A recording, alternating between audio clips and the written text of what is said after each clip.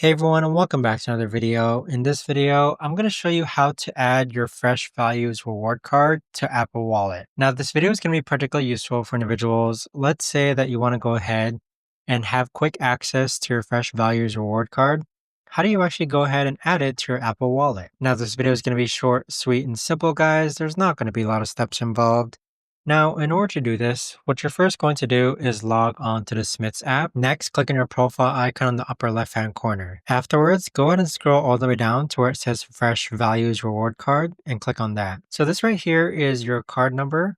And so towards the bottom, you could actually click on Add to Apple Wallet and it'll actually add it to your Apple Wallet. But there you have it, guys. That right there is the best and easiest way that I know of to actually go ahead and add your Fresh Values reward card to your Apple Wallet. If you guys know of a better or easier way to actually do this, let me know in the comments down below.